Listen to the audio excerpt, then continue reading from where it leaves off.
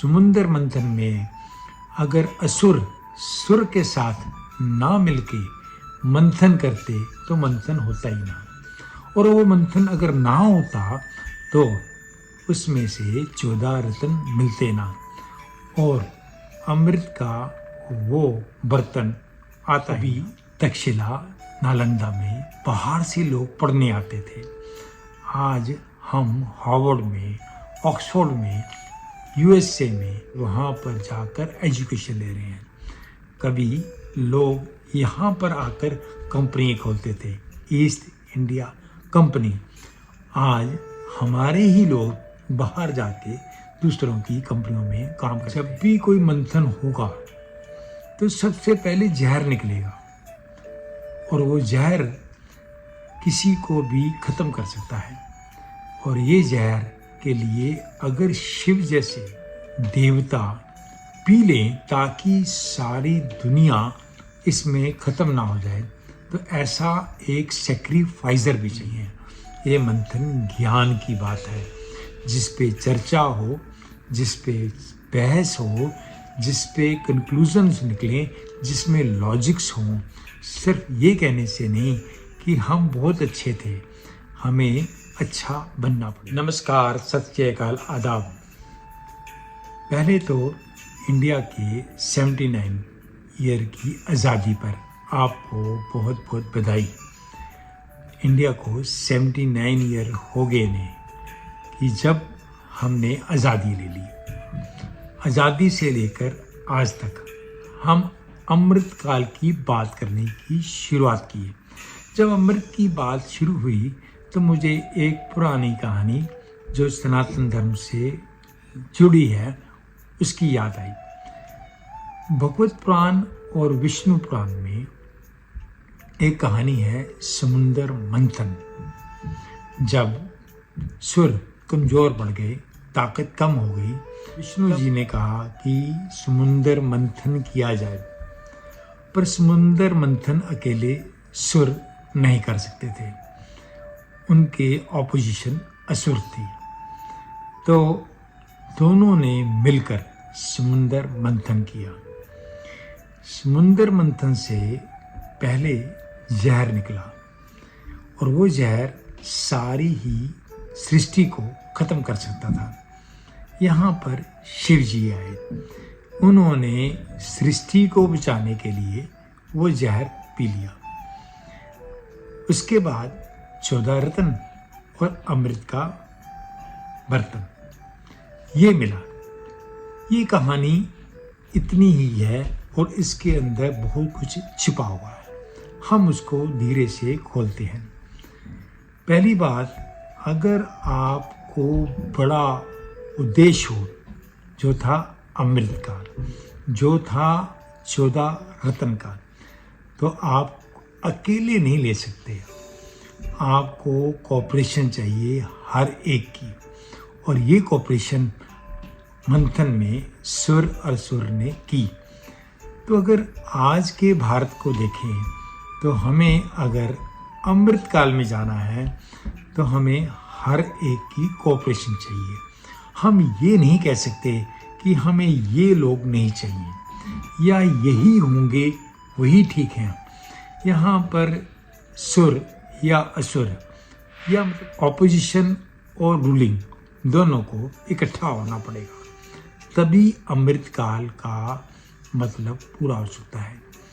दूसरा है, जब मंथन करोगे तो सबसे पहले जहर ही आएगा, और जहर को अगर ऐसे ही छोड़ दिया तो सृष्टि खत्म हो जाएगी। शिव जैसे सन्यासी, शिव जैसे सेक्रीफाइजर हमारे में कोई हो कि ऐसे जहर को वो पी ले।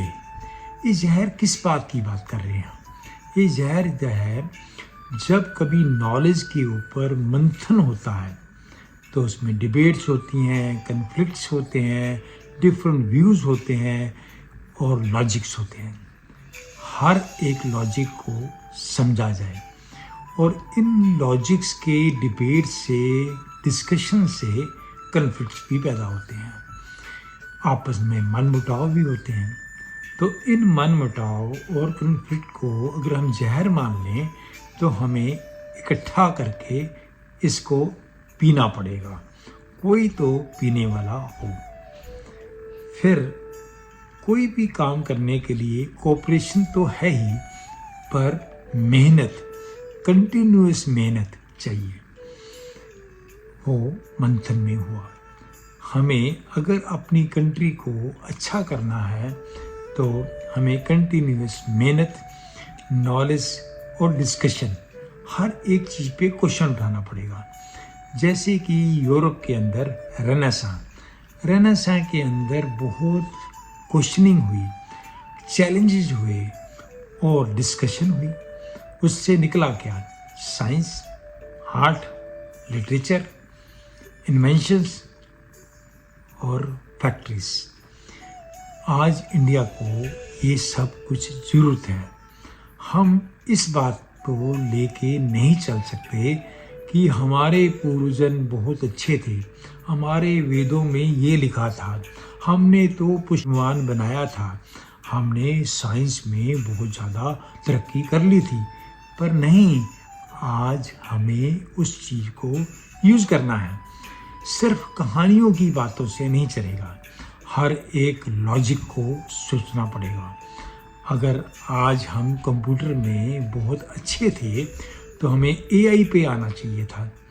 इंडिया आज एआई में बहुत पीछे चला गया, हमारी मैन्युफैक्चरिंग ख़त्म होती गई। एक दिन ये सोने की चिड़िया जहाँ पर लोग बिजनेस करने आते थे, पर आज ये सारा कुछ हवाई हो गया।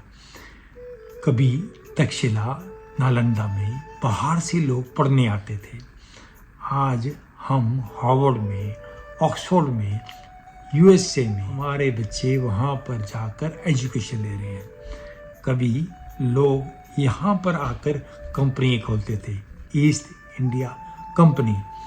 आज हमारे ही लोग बाहर जाके दूसरों की कंपनियों में काम करते हैं। आज हम कहाँ हैं? क्या ये अमृतकाल है? और अगर अमृतकाल नहीं है तो हमें अपने आप से क्वेश्चन पूछना पड़ेगा कि हम क्या समुंदर मंथन के बारे में समझते हैं?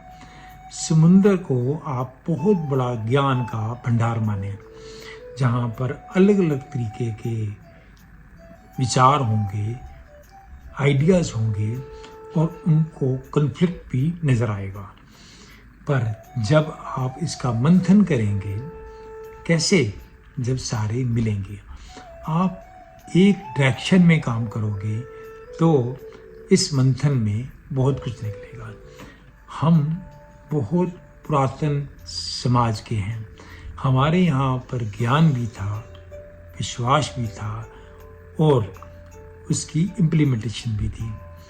आयुर्वेद यहीं से था, पर हमने उन बातों को सिर्फ किताबों में ही बंद रखा। जबकि रेनेसां में इंग्लैंड और यूरोप ने मंथन खूब किया और उन्होंने ऐसे आविष्कार किए कि वो दुनिया पे रूल करने लग पड़े। इंडिया एक बड़ी है, कनाडा एक बड़ा है, अफ्रीका बड़ा है, पर एक छोटा सा मुल्क इंग्लैंड ने इसके ऊपर राज कर लिया। अगर इंग्लैंड के दी हुई एजुकेशन सिस्टम इतना ही खराब था तो इंडिया आज़ाद होते ही डीआरडीओ, इसरो या एटॉमिक के लिए तैयार ना होता। हमें साइंस के बारे में, मॉडर्न साइंस के बारे में उन्होंने हमें हेल्प की।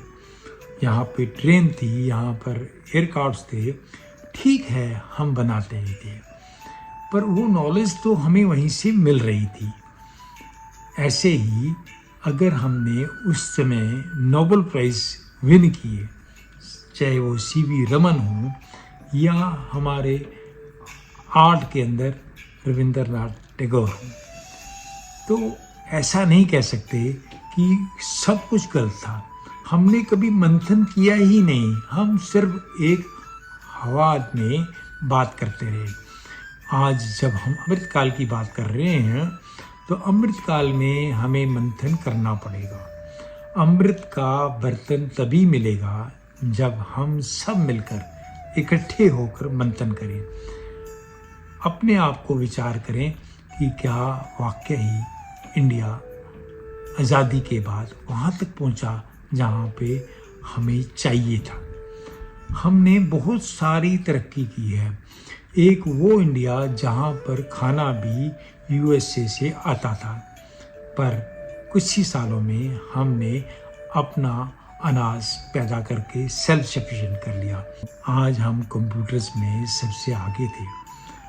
आज हम बहुत सारे वेपन्स बनाने के काबिल हो गए हैं। इवन हम ऑटोमोबाइल में भी आगे आना शुरू हो गए हैं।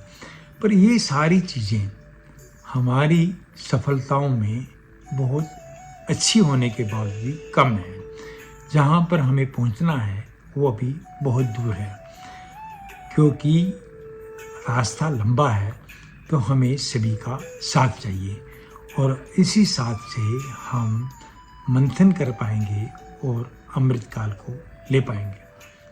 आपको एक बार फिर आज़ादी की शुभकामनाएं और उम्मीद करते हैं कि इस वीडियो से आपको कुछ नई बात समझ आई होगी और हम भी अपने देश को अच्छी जगह तक पहुंचा सकें, जैसे कि सिंगापुर या और छोटी छोटी कंट्रियों ने हमारे साथ ही आज़ादी लेकर कहां से कहां चले गए और हम अभी वहां तक पहुंचे नहीं हैं। ये वीडियो आपको कैसी लगी? आप इस पे कमेंट कीजिए, सब्सक्राइब कीजिए, लाइक कीजिए। नमस्कार, सत श्री अकाल, आदाब।